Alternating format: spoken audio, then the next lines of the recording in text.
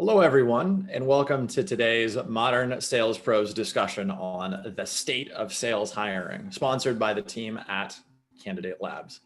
And today we're joined by Michael, co-founder and COO of Candidate Labs. But Michael, before you introduce yourself, and thanks for being here for like the third time, by the way. As you know, thanks for having me. Before we jump into the meat of it, we really do want to learn a little bit more about our panelists so they can understand a little bit more. You're not just an amazing co-founder. You're also like a real person behind the scenes.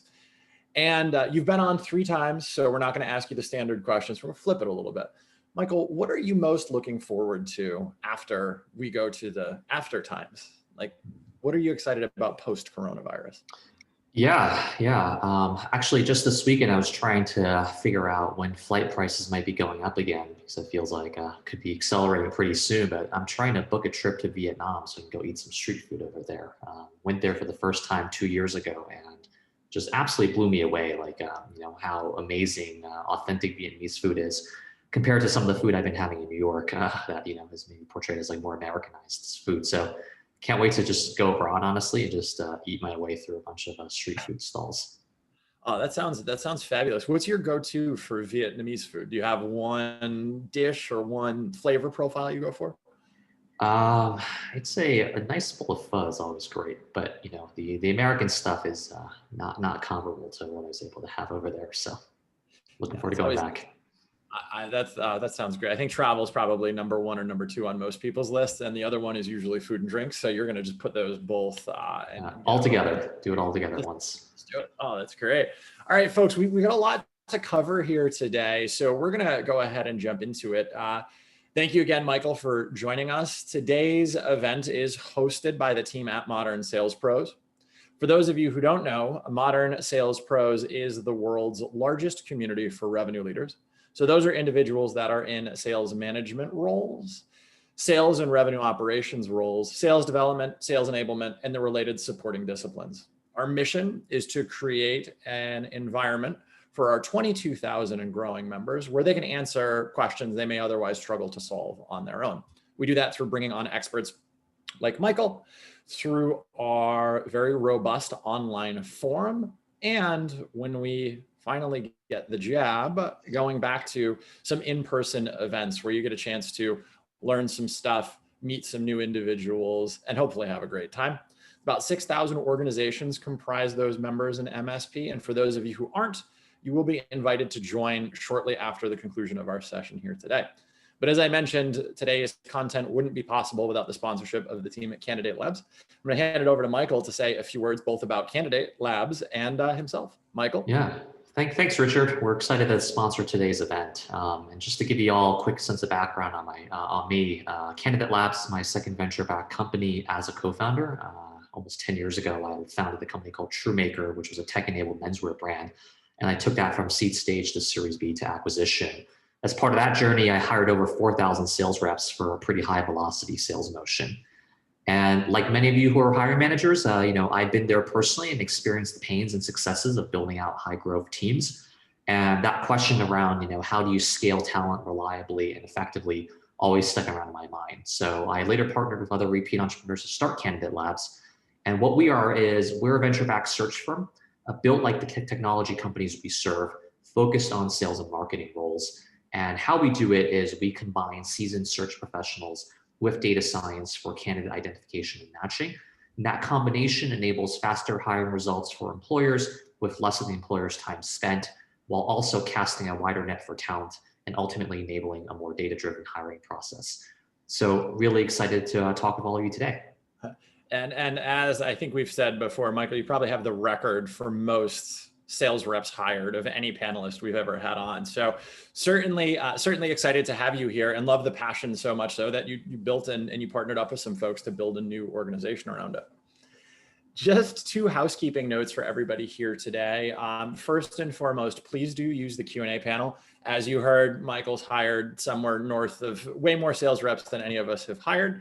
And in addition to that, please do ask questions of him. We've got him for about an hour. And also the first question that's going to be asked here is, when is the recording going to be made available? That'll be made available shortly after the conclusion of our session here today. So with that, Michael, you ready to get started? Yeah.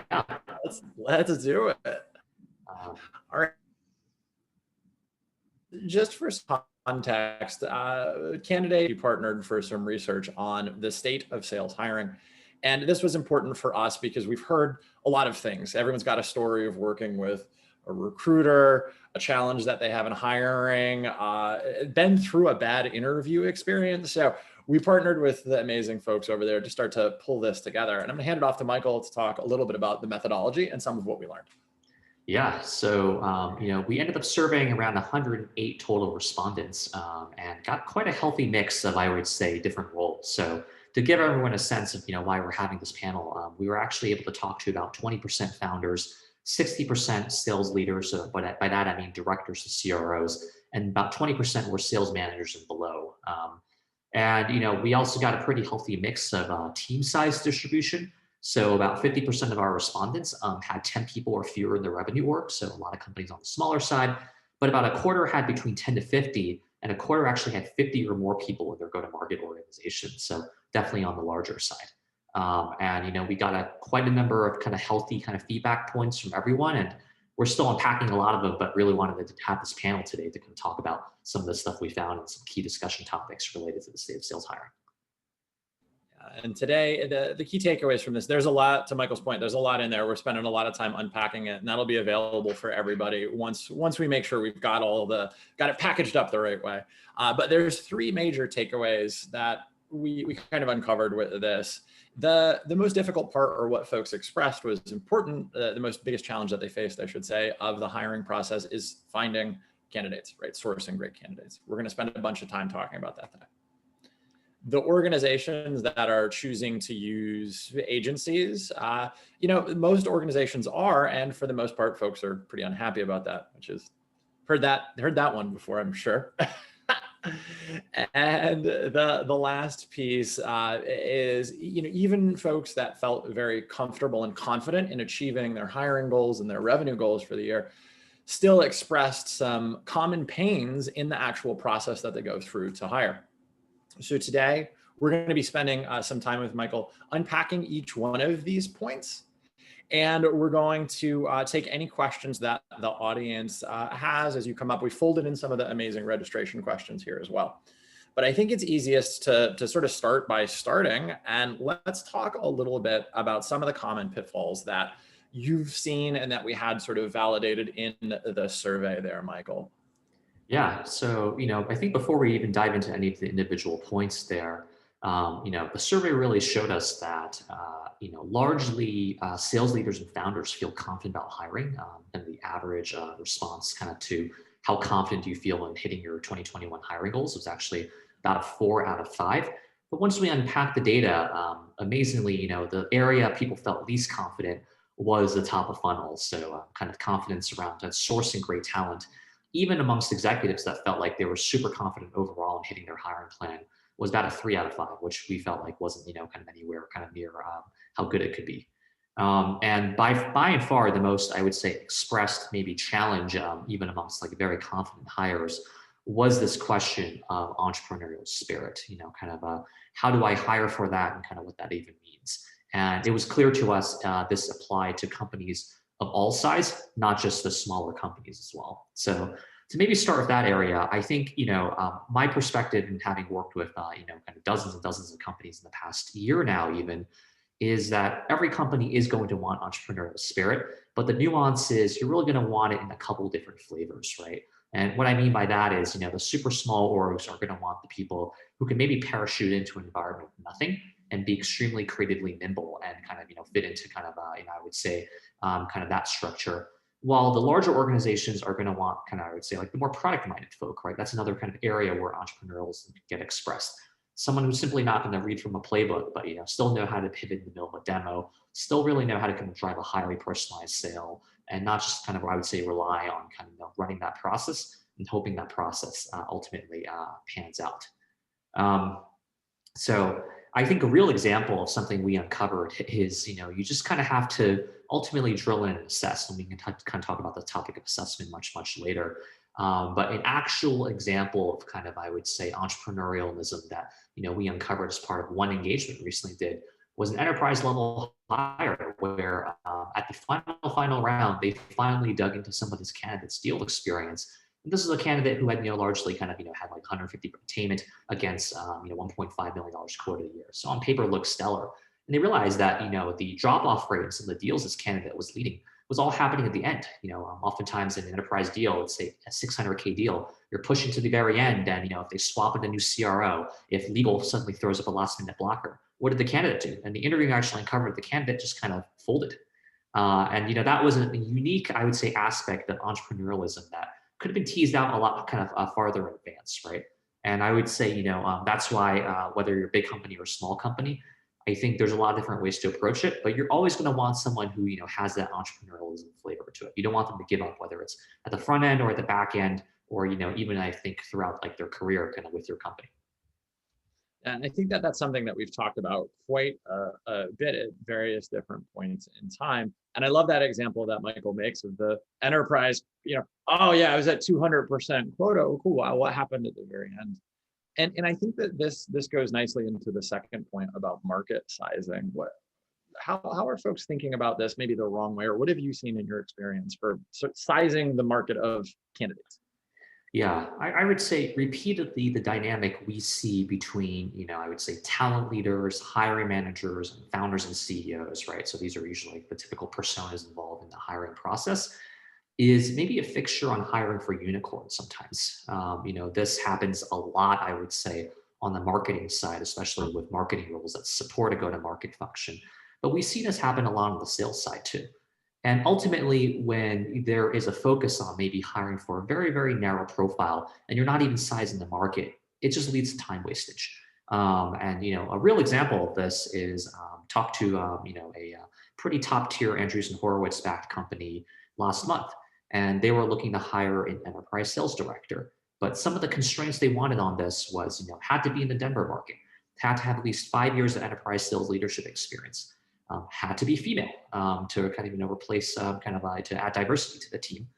And what we came back to them was with some data. And we actually said, look, we've gone out and sized the market, and there are only about 45 enterprise sales leaders in kind of Denver that fit your profile. And of that, if we're going to aim for diversity, then we're probably cutting that population by 80% as well. And the feedback to them was, if we want to get the search done, if we want to partner together, work on this, or if you even want to fill the role yourselves, we're going to have to look at some other target populations. Certainly you don't want to compromise on diversity, but by imposing a strict requirement there, sometimes you want to at least understand what your top of funnel is going to look like, what your TAM is going to look like to ultimately accomplish that, right? And just like you would size out your TAM as part of your maybe sales or kind of account plan strategy, you want to do the same with any roles you're looking to fill, whether it's IC, whether it's leadership. And I think that point that Michael's making here, folks, I want to just double click on that. There's a lot of well-intentioned leaders out there who are like, oh, Michael, I need a purple unicorn squirrel who can, ride a unicycle, or I need a very specific candidate profile, and I'm going to quota you to that.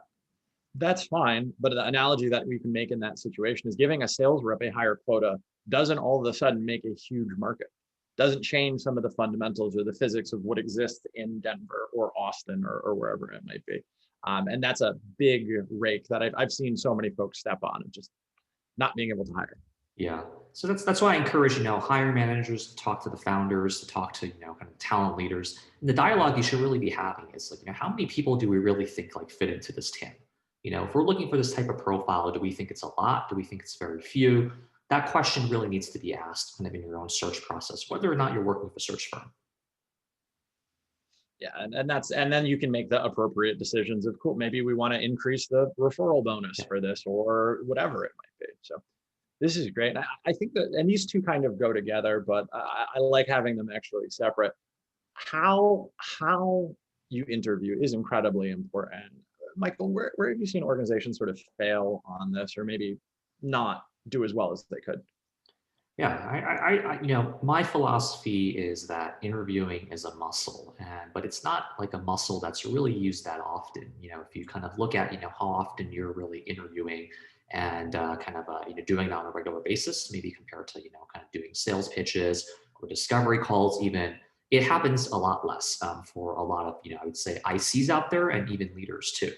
And as a result, not developing this muscle oftentimes leads to, I would say, like a mixture of winging it and cutting corners in the process. So there's been a lot of talk lately about, kind of what are some best practices in the community. And one thing I've seen thrown around a lot by a lot of kind of, I would say, like more entrepreneurial sales organizations is the idea of top grading. And, this is not our idea. Kind of it comes from kind of, some commonly circulated, I would say, concepts in the talent community already.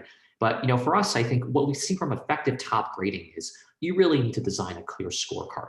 And then you have to train your team to kind of score against it. And that feedback needs to be ultra concrete.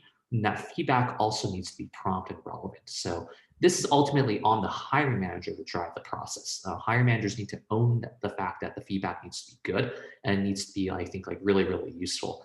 And if you're not doing that, ultimately, kind of that leads to the last point here, Richard, right? Which is like you're running a hiring process that's not as strict as your sales process, and you're putting a lot at risk.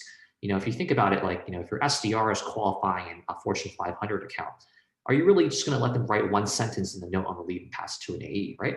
You probably don't want to do that. But surprisingly, we see this happen all the time in hiring processes. Are you also okay if your account executives take 5 days to follow up with one of your top named accounts who just signed up and showing buying signals? You're probably not. But honestly, we see founders doing that all the time. We see VPs of sales doing that all the time with top tier, professionals they probably want to bring onto their team. So ultimately, I think the way to think about this is, especially if you're hiring for like revenue generating individuals, each of them, if they're a successful hire, could be an incremental 500K ARR up to 1.5 million ARR, really depends on the role. But how much do you really want to risk, kind of, landing the right person at the right time, with, I would say, like poor hiring processes, right? Or inconclusive feedback, or kind of, not driving for clear conclusions. And, I would say remarkably what we see is, people seem to be fine in many ways with like putting this at risk. But if you kind of revert back to maybe that concept of thinking about your hiring process like a sales process, I think that really helps all of us align to the fact that we want to tighten this up. And the more we tighten it up, the more that's going to lead to successful outcomes for the organization. And I think too, just to put a fine point on that, organizations care about what their G2 Crowd and Glassdoor reviews look like. And it's the same thing. If you run a poor interview process and you waste Michael's time or a candidate's time when they're interviewing, that will come back. Organizations look at Glassdoor when they're making buying decisions. Organizations, just like they do G2 Crowd. Is this a business that aligns with what's important to me? Michael, and we've touched on this a bunch here. Any, take one step back from this. Any tips for folks that are, they're like, okay, cool. I've had some of these pitfalls, but how do you actually start to design that interview process, making it as tight as your sales process? Any tips for folks to get started there?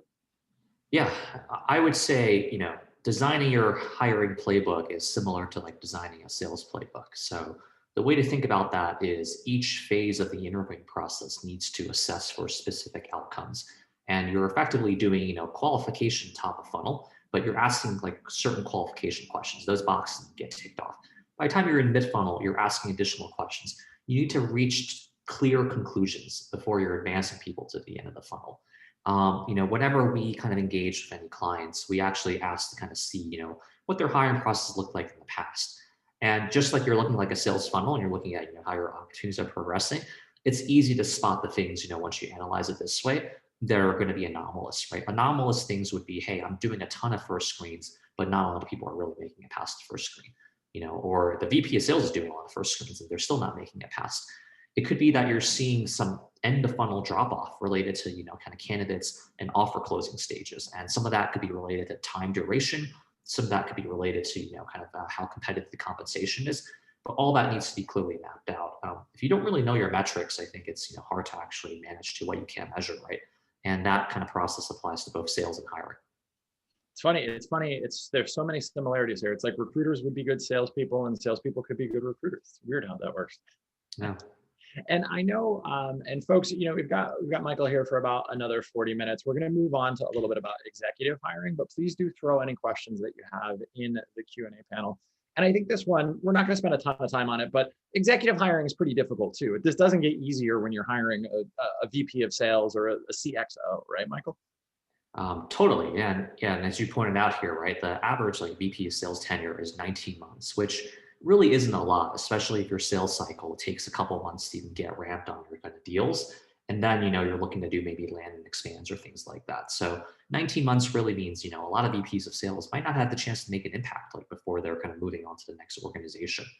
Um, we engage quite a bit on the more senior hiring side, and we have seen a lot of, I would say, challenges emerge on the executive hiring front. I think it's probably good to kind of talk a little bit about right now. I would say one thing that's applicable to both IC and executive hiring is, once again, alignment to the role, especially when you're bringing on a leader. That leader is going to have outsized organizational impact. So what are you really looking for them to drive, especially if this leader is going to own multiple functions? If they're going to own the SDR function, and if they're going to have product marketing system, and they're going to own the closing function and the customer success function, it is not uncommon to engage and find out, 2-3 weeks in, that the people on the hiring panel still can't agree on what this person's supposed to be able to do, or supposed to be able to do, 3 months in, 6 months in, 12 months in. So we ask a lot of questions here, but ultimately it's on you to drive that clarity with your internal team. And that especially matters at the founder level too. Oftentimes see a lot of founder disagreement about what they should, what they want to bring on. And that leads to, I think, even more challenges. One last thing just to call out is, especially if you have a board, we've seen board misalignment of finalist candidates, and that's scuttled quite a number of great finalists, and which, is not something you might want for your own company. And this is basically, the same application of first principles that, kind of, I would say, like not briefing team members on what the role is, the outcomes this person is being assessed for, previous feedback, and kind of what's been covered already, so they're not covering the same ground, and then giving them a set of outcomes you want them to assess for. If your board is not being briefed on this with your set of finalist candidates, it's not uncommon to have your board come back and say, hey, I think we can do better. I think we can hire for a different type of profile. I think this person's comp is totally misaligned. I think we need, a VP of BD instead of a CRO. If you're not kind of prepping your board or investors around opinions like this, you might encounter some last minute resistance on that front. And that might lead to, kind of your candidates that you think are kind of great, ultimately, kind of either dropping out of the process, you feeling uncomfortable, you're able to push that through. So just a heads up there, right? And it's the same thing we recommend for final panelists, even if they're not even with your board, especially if they're coming on site for a panel, doing a virtual panel, get a briefing packet out to your team. Make sure everyone's on the same page with the basics. If they're not, that usually leads to a lot of divergent opinions once you're circling up for feedback. And that's the kind of thing that scuttles candidacies. I can't echo the board point strongly enough. So we've heard so many horror stories about that. And it's funny, the leadership team, you're like, oh no, the leadership team, they're super aligned. It's like, no, we need this CRO to be a super SDR or a super closer, or no, they need to build operational capacity. One point I do want to make as well here, the being able to affect positive change from a diversity standpoint, your board can be helpful with that as well. If you think about what your board looks like, that's a very important thing. Think about what those observer seats look like. Think about what those other, outside seats look like, because that is a very great way to start to affect the changes that you want in your organization, assuming you want to build a more inclusive, diverse organization. And we have a question coming here before we go forward, and we'll hit on this a little bit, when we talk. Actually, no, let's move forward to our next point, and then we can answer. Jonathan, I know, thanks for submitting the question. We're going to get to it in a second because we're talking actually about assessments here. Great. Yeah, I think this actually brings up a really kind of good topic, and I think it's worth spending a couple of minutes here. From the survey respondents, generally we saw good confidence in the assessment stage and kind of how they could assess candidates. Yet at the same time, practically, I think we see a lot of processes fall apart at that assessment stage. And my conclusion there is there's probably a bit of a knowledge gap in terms of best practices in that assessment stage and understanding like what that gold standard really is. The first one I want to bring up, because I don't see a lot of conversation being developed around this, even from a general practice in the hiring community, is the question of assessing for culture. And I would say we have seen a lot of hiring processes not work out well because the culture question often comes down to a thumbs up or a thumbs down. Is this person a culture fit? And that becomes a very, very dangerous and risky way to drive a hiring process when you basically make it a 1 or 0 binary decision, because you're really not getting a lot of high bandwidth feedback around what does this really mean. The best processes we've seen, just like kind of what I talked about earlier, like implementing a scorecard on top grading, actually implement a scorecard around culture. And they're able to break down culture into kind of many, many different components. Questions such as more pointed questions, such as, would I go on a vacation with this person? Does this kind of does our company's mission align to kind of this person's career aspirations? You want to have pointed cultural questions that you can have your team members answer instead of just a thumbs up or a thumbs down. And the reason I really want to emphasize this too is because in our partnerships with other companies, one of our thoughts is whenever culture becomes a binary flag, yes or no, this can oftentimes come at the detriment of diversity because you're effectively delegating the question of culture down to one of like, do I feel like I'd hang out with this person or not? Or does this person feel like me? And that doesn't create a robust enough discussion around, is adding more diversity to our team kind of something that's going to add value to everyone, even if this person is not another homogenous unit, kind of similar to kind of the people we currently have on our team. When you're able to drive that discussion with more pointed kind of cultural kind of scorecard questions, we're able to kind of collect a lot more high resolution feedback around that. You can actually, I think, create a lot of change there and create a lot of good dialogue. That dialogue doesn't get created when you simply delegate it to like yes or no. So just wanted to kind of call that out. If you've been kind of doing that in your own organization, just some food for thought. The dreaded culture fit person. It's like, oh, this Michael, I don't know if I would grab a beer with this guy, so we're not going to hire him because he didn't play rugby in college or whatever it is. I think the other interesting point on that, and just to highlight, it was a great exploration there. Really define what that looks like. Define how you're going to inspect what interviewing for culture looks like. It's important. You hear, oh, we're customer obsessed. That's a great value to have organizationally. How would you ask that question in an interview? Maybe, Michael, what's more important, quota or customer satisfaction? There's ways to approach that deliberately versus just being like, I didn't think he was a culture fit, which is also really hard feedback to work with as a hiring manager or as a sourcer, right? Like, oh, Michael, not a culture fit. What does that mean? Yeah. And there's a lot of questions you can ask candidates too, right? I think, questions we recommend founders ask is, like, what are some things you look for in a CEO? And you're putting the onus on the candidate. And that's a very kind of open-ended question where I think you're looking for a thoughtful response that helps tell you about what the candidate really values personally. You can do the same thing, like, what do you look for in a sales leader? And if you're getting the generic stuff, maybe the candidate doesn't really have any deeper thoughts beyond that. But oftentimes that can expose a lot of interesting answers for kind of what motivates people, what drives them, what powers them. And it gives you a lot of opportunity for a discussion with your own team about kind of, what at the core, like, what is this person we're bringing on and like, what are they going to add to our organization? I love that. And one thing that we didn't really talk about here, and I want to put you a little bit on the spot with this one, Michael, what's the role of references, both the ones that are provided by the candidate and the ones that you do via back channel, play in this process? How have you seen that executed very successfully?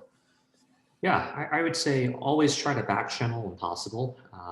LinkedIn, I think, makes that generally kind of an easier thing than most. You're probably going to get a lot of feedback. The most realistic feedback you'll get is probably from back channel candidates. With the actual references candidates provide, I think generally kind of understand that oftentimes the references can have been prepped already. So you'll want to kind of get to it with some pretty pointed questions, but just understand that there's still maybe a layer you're not going to be able to fully unpack with the provided references. I will say this though, like, references in general should be done pretty quickly. We have seen a lot of, I would say, client companies like, spend up to like maybe even 2 weeks and try to drag it out to 3 weeks getting references done. And in a pretty kind of candidate driven market, that's not something you want to kind of do that often, because candidates, the candidate experience matters. And I think, as part of that closing process, you want to really, I think, drive kind of an excellent kind of speed of execution to evaluate, assess, and kind of do it robustly, but also within like a narrow time frame. No, that's 3 weeks. My goodness, I can't imagine. We talked a little bit about top grading before, and I want to get to Jonathan's question here.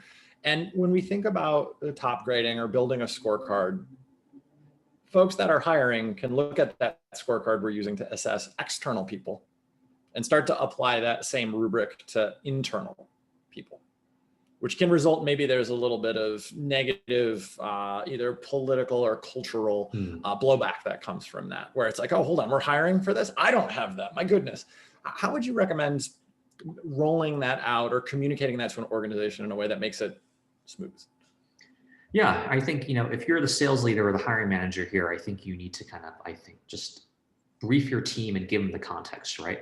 It is not atypical for sales teams to change the profile of what they're looking for as they advance from a Series A to a B or a C, but still keep the reps they brought at the Series A level. But you need to articulate the reasons why, which is like, look, like we hired a bunch of entrepreneurial people at first. You guys got us 10 million ARR. You guys did a freaking fantastic job doing that. But now to scale the team from 10 go-to-market reps to 25, the next 10 really need to have a bit more structure to them. We're looking for people who can bring a bit more structured sales process. That's a different profile than what we hired for before, and that's fine. But this is what it's going to add, and here's how it's going to benefit our team. Right? It's up to you as the hiring manager to convey that context, to slice past the kind of the political and cultural challenges as well. Something else, honestly, we've seen kind of work pretty well too is, once you get people oriented around a scorecard and kind of a set of desired attributes, I recommend actually like recording some of your final panel interviews too. Oftentimes, I think, kind of just like maybe how Gong and Chorus help you kind of review kind of sales calls, being able to go back and like assess like, hey, how did these candidates do? How's my team evaluating them? Are they doing it at kind of a, kind of a consistent level? How do I make it more consistent? How do I maybe kind of work with individual people on my team who might be evaluating in a more biased manner or an off-base manner?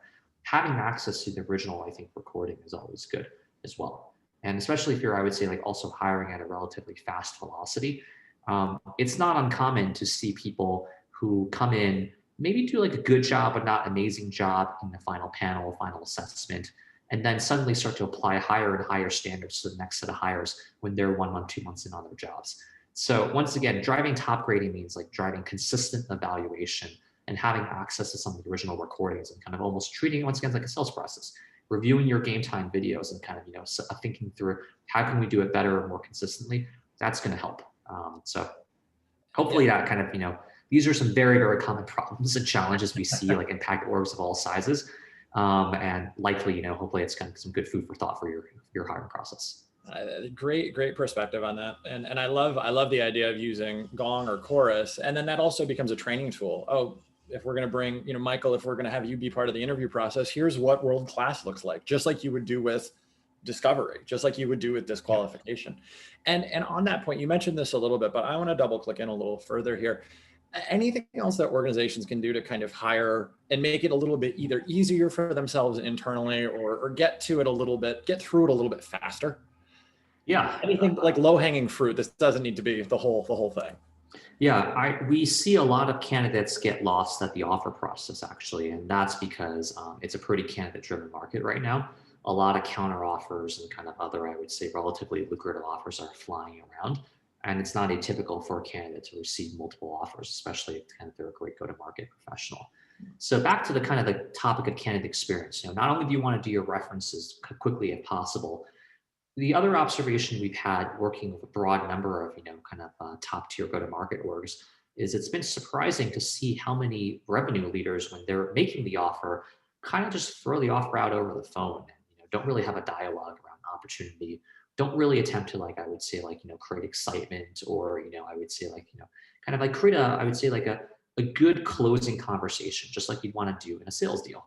And something we've been working with our clients to help implement is, just like you want to do so in kind of the BD process itself, bring a deck, like bring what we call an offer deck. And that offer deck actually starts out by spending about 5 minutes talking about your company, showing photos, talking about your mission, gets the candidate excited. Then it moves into the brass tacks. And usually we recommend starting with the benefits, get the benefits out of the way, and then unpack the cash compensation and variable compensation. Something we really work with like sales leaders to help them articulate is you want to spend time when you're making that offer unpacking what the variable earnings opportunity really looks like. Don't just say like, look, it's a 180K OT roll, 90K is your variable, that's it. Do you want to take it or not?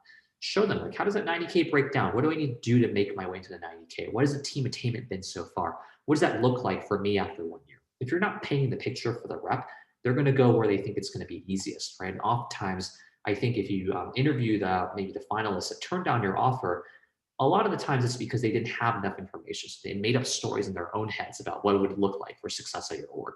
So really, really, I think focus on that closing process.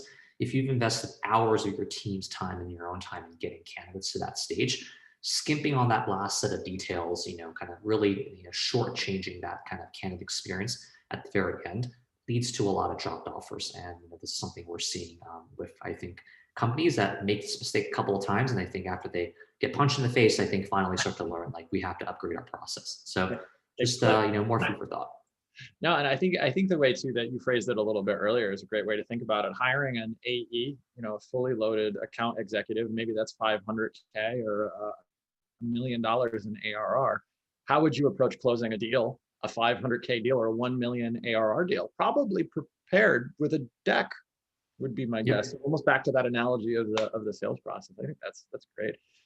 We're moving on to kind of what's new or what some predictions and some thoughts from Michael about 2021. Please do use the Q&A panel. Some of these are pulled from registration questions, but the first, Michael, okay, cool. Austin, Bay Area, Miami, remote, whatever new, Pocatello, Idaho, whatever the new hot tech spot is. What's your read on that?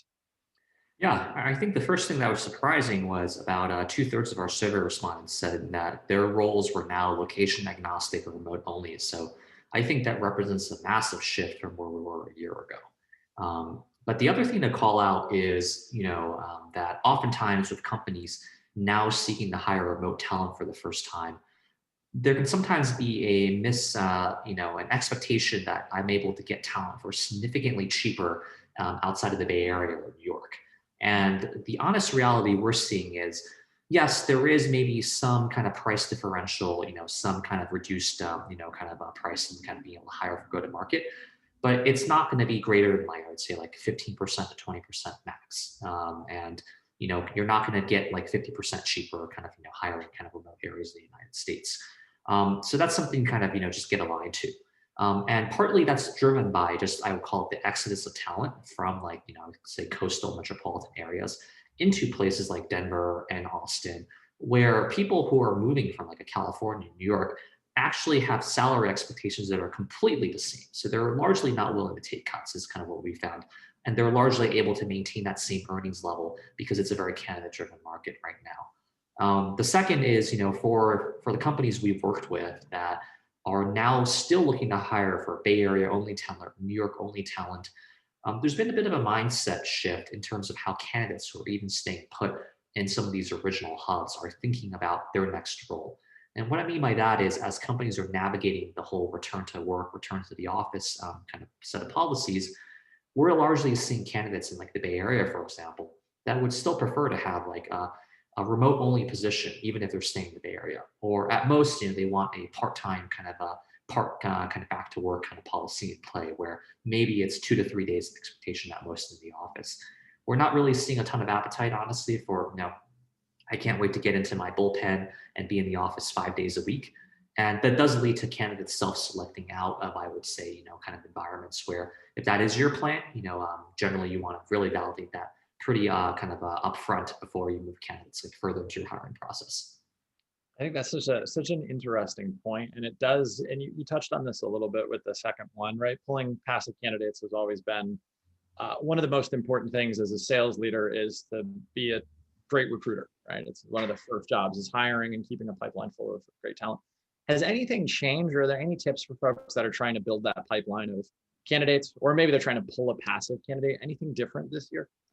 Yeah. And this is data that's, from outside of the survey respondents, but I pulled because I was curious about this myself. So, across kind of, I would say, our own outbound messaging, something that's stayed pretty stable, even, pre-COVID, post-COVID now, is that we're usually able to get around, I would say, like a quarter to a third of like everyone we ping to actually kind of come and talk to us and like, kind of tell us like, hey, here's what I'm interested in. Here's why I'm looking. Here's why I'm not looking. What's actually changed is that, there are a lot more people who are now responding and just saying, hey, I'm actually pretty happy in my role. Things are looking up now, economy's picking up, I'm on track for hitting my quota, pretty happy here, company's growing, just raising a new round of money. That mixture has dramatically changed in this, like, I would say in the last couple of months as companies are doing better and better. So going back to the kind of the topic of passive candidates, you're going to be talking to a lot of people who are just going to tell you, no, not right now, but that doesn't mean no forever, right? So maintaining that relationship is really, really important. Don't just, do a whole bunch of outbounds if you're a sales leader or a talent leader. And, if they kind of come back to you and say, no, not right now, like just forget about them. Like, your hires in 1 year are honestly the people that get engaged in our talent brand. Right now, hear about your mission, and then when the timing is right, then they're open to change. Yeah, I think that it's just like we've talked about before. There's a great overlap to your sales pipeline, right? Not everybody is going to be at the closing stage, and not everybody has to be. This was really, really helpful, Michael. I really appreciate you sharing a lot here. We're going to move into Q&A. There's a few live questions here. There's a few registration questions that I want to make sure that we get to. Folks, we have Michael for about 10, 15 more minutes, so please do put any questions you have in the Q&A panel. One interesting question, and I know you touched on it a little bit, but is this a candidates market now, or is this more of a hiring managers market based on what you're seeing out there? Yeah, it for sure is a candidate-driven market. I would say at all levels of seniority, we're seeing aggressive counter offers, generous kind of compensation packages, companies willing to move fast. So it's definitely pretty competitive, honestly, for companies to get higher top talent. It's not surprising. The top folks are going to be the top folks. They weathered this as best they could. I want to follow up to on a point that you made around that notion of the closing conversation, right? Saying, hey, this is the benefits, this is what your comp looks like, and all that. Given some of the organizational uncertainty that some businesses are still facing, any tips for folks in a market that's a little bit more uncertain around that conversation? Yeah, are you saying, if you're uncertain about your company's future, how do you continue to close candidates? More the part of the compensation piece, right? You unpack that and said, hey, cool, you've got 90 base, you've got 90 variable. Yep. To get to your 90 variable, you're going to need to do these things. If there's a little bit of uncertainty around these things, what those things are, you need to do to get to that 90K rip. Any tips or tricks for folks to kind of have that conversation? Yeah. So in the offer deck that we help a lot of clients design, it's really important to create a sense of transparency. So whenever you're discussing variable compensation, don't ever send them your variable comp plan. It's usually pretty hard to interpret. What we recommend is lead off with a slide about breaking down the components. So maybe your comp plan has 4 components, right? Closed dollars, kind of retention dollars, things like that. Break it down. Maybe break it down by different client sizes as well. And what you then want to do is then you want to map out a couple of earning scenarios, including underachievement and overachievement, to show them like, look, this is kind of where things will end up, especially if things like accelerators may or may not kick in. That can drastically distort the curve of the earnings opportunity. And you want to map that out in as visual a way as you can. Could even be a table grid, could even be kind of a linear chart, whatever I think really helps them understand, like, if you underperform, here's still where you might end up. And, if our company underperforms, here's where you might end up. And if we have a great year, like here's where you might end up too. So I think creating that sense of transparency is going to be important, having a dialogue where it doesn't feel like, to the candidate, you're overselling them on their earnings opportunity. Give them the data and help them decide. And I think that too, just if we think of the long-term retention of an employee starts in the hiring process. If you say one thing and they come into the organization, it's completely different. I think this sometimes happens with ramp quota. Some folks are like, oh, your OTE is 180. And it doesn't take into account that there's actually no ramp and there's no physical way for you to hit that quota in your first quarter. It's like, that honesty and transparency starts to engender great retention or great likelihood for retention with employees. Yeah, here's something that we see at more senior levels or for new segment hires, right? Which is there's a couple mechanisms you can ultimately use. At the VP of sales, like sales director level, it's not uncommon when you're bringing your first revenue leader, or let's say you're building out a new segment, to just be frank and say, look, we don't know how the performance of the segment is going to really work out. We don't have the compensation structure even locked in yet. And for the first 2 quarters, we're going to offer some kind of, ramping kind of variable based around OKR achievement. So if that's the direction you need to go, you want to probably make an earlier call around that and have a dialogue with your candidates about that. And you're pretty quickly going to suss out like who's actually open to that. And the ones that are open to it are actually going to get involved in probably a little bit of a design scheme with you to kind of map out goals, not just beyond like a generic 30, 60, 90, but have a great conversation about your company's future and how to structure that. So, once again, transparency and frankness is the name of the game here. There's a whole lot. And for folks who haven't watched Mark Roberge's session that he did in July with Modern Sales Pros, he actually talks about how to think about comp plan design for new markets or new features that you're launching. And there's a ton, and it echoes a lot of what Michael said, but goes in 3 or 4 levels deeper there. Couple more questions coming in, Michael. First one from Andrew Miller about sort of the interview process design. So in larger organizations where there's HR and revenue leadership, who typically is the lead on designing the interview process, and what's the balance look like between those two groups? So the revenue leader and the human resources org. Yeah. So if you do have, a talent leader in play or a talent org, I would say the hiring manager should still be the one driving it. So let's say you're the sales leader, you as the sales leader are going to know, your function better than the talent, director, kind of talent team. They're going to need a lot of your high bandwidth feedback. They're going to need to understand the nuances from you. You can use them as part of the process, design it. But I would say, like a typical mistake we see is, sales leaders who maybe delegate everything to a talent org. And then it's not surprising to uncover, after there's been a couple maybe failed candidates in process, there's a misalignment that's developed, between kind of, the talent side, which is oftentimes doing the upfront screening, and then the hiring manager side, which has a different set of expectations for what they want. So the beauty of having internal recruiters is, you get to work alongside them almost every single day, constantly exchange messages with them.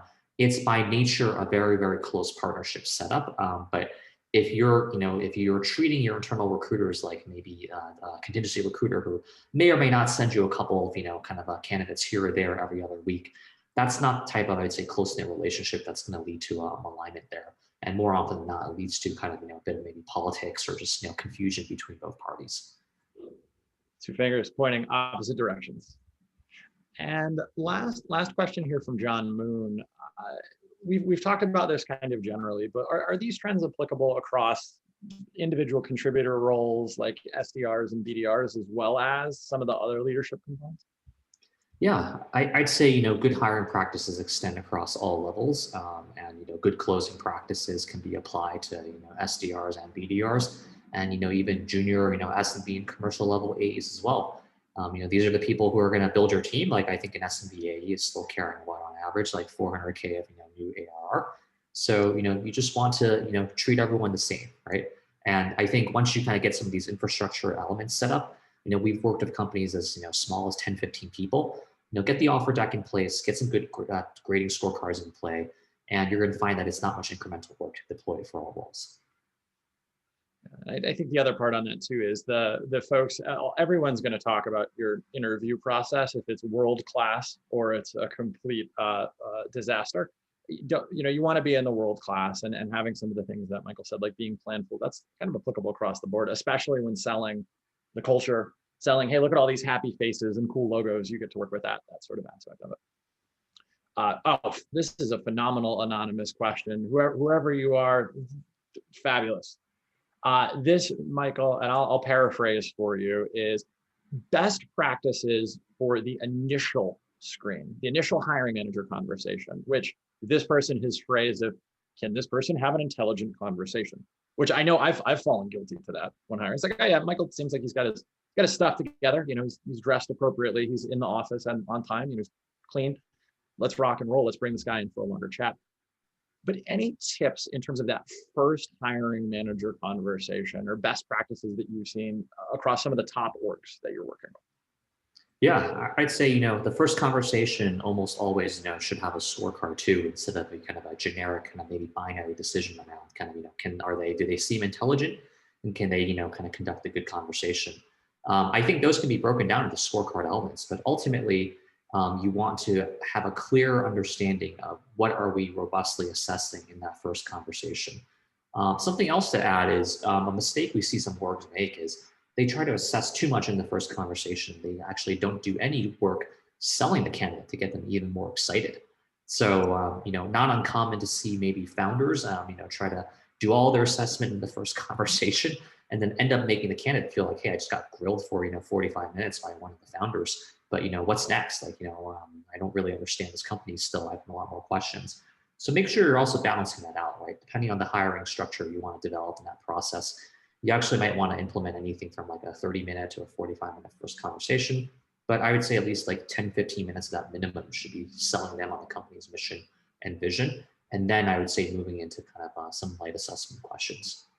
And still, to your point though, Michael, even for something like, hey, does this person seem generally, and maybe not that one, but can this person have a good conversation? You could probably break that down into a few characteristics that you could assess on versus that thumbs up, thumbs down.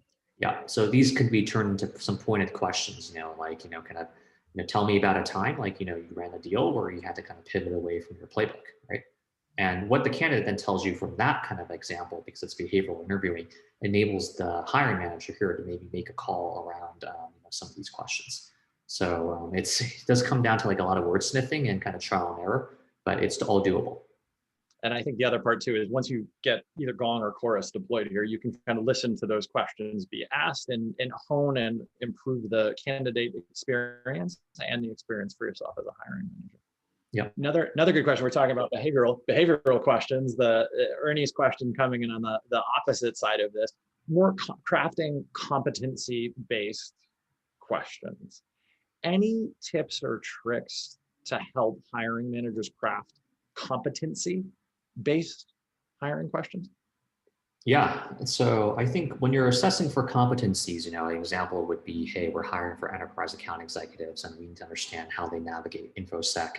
Um, it should be more than just like, hey, are you MedPIC trained or something like that and kind of check it off, right? And what we typically, recommend is, if you're looking for, I would say clear details around competencies, doing things like deal breakdowns can actually work remarkably well, especially if the deals are complex. Take us through, one deal, sometimes two deals, end to end, everything you've done, and be able to explain both the strategic and the tactical end of some of these some of your decisions you're making and how you're driving that. That's going to give you a sense for kind of how the candidate ultimately kind of thinks about kind of the nature of their work and kind of how they approach the work versus, kind of just glossing over that, which can oftentimes happen if you think, hey, they've beaten their quota, so I can trust that they're a good salesperson, which leads to maybe inconsistent results down funnel once you've hired them into your org. That's an especially important part too. And I think this question comes up a lot. Do you hire for past experience and what they've done, or do you hire for what they need? And Michael, what you're saying here is really you want to inspect that and make sure it wasn't just, hey, you closed an enterprise deal. Did you run that process or did the company close that for you? Yeah, did the company close it? Did someone else jump in and help? Did the VP of sales jump in and help? Did you drive that? Who did you pull in at this stage? Why did you pull them in? You want them to be able to answer all of those questions. Oh, this was awesome, Michael. Any last questions here?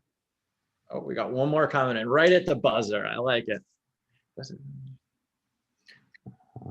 Great. Yeah, I think the last question is, any thoughts on how expectations have changed for prospecting in the COVID world? Yeah, I'd say, this is definitely something new that's coming up, which is, once again, you can't just look at like past performance. You really want to dive in and kind of have them tell you like, hey, how have you adapted your tactics, right? Especially if you were kind of running a field motion before, what's working now? What are you doing differently? How are you seeing your kind of buyers react? And really kind of just dive in and kind of unpack it through behavioral interviewing. If you're not asking those questions, it's easy once again to just gloss over everything and say like, oh, box checked off. They seem decent. They seem like they can sell. What you're looking for maybe is a set of, a nimble approach and kind of understanding, hey, how do I think about reacting to challenges and how did I personally adapt versus maybe kind of just running the company playbook when they kind of told me to do something else. And I think too this, and knowing that this question is focused on kind of enterprise selling, which has been field and has moved inside, I think there's a whole series of that discipline is yet to be reborn in the COVID era. I think we're all figuring that out. Back to Michael's point earlier, really think about what your organization needs there and work from that versus maybe what you used to do because it used to work for enterprise sales in the past. This was phenomenal, Michael. I really do appreciate you taking some time. And folks, Candidate Labs, certainly they're an amazing organization. Do check them out. But Michael, before we wrap today, any last closing thoughts for the audience? Yeah, I think my closing thought is hiring is a craft, it's a trade, and I think earlier I said that I call it like a muscle, right? Always think about exercising and developing it. And if you're maybe not happy with your hiring process, just know that it can be changed. Plenty of orgs go through evolution around hiring processes all the time, and even if you think you have a great hiring process, just know that there are more best practices out there to continually develop and implement and hone. So it's definitely something you don't want to just kind of rest on your laurels with, and always kind of keep top of mind. Michael, this is the third time we've had you on, and I'd love to have you back again. I feel like every couple months we should have this conversation, but On behalf of Hannah and the team behind the scenes, everybody who attended here live today, and the 22,000 and growing members of Modern Sales Pros, thank you. I know you're incredibly busy. Thank you so much for your time, Michael, and have a wonderful and safe rest of your day. Yeah, thanks for having me. Take care, Take everyone. care.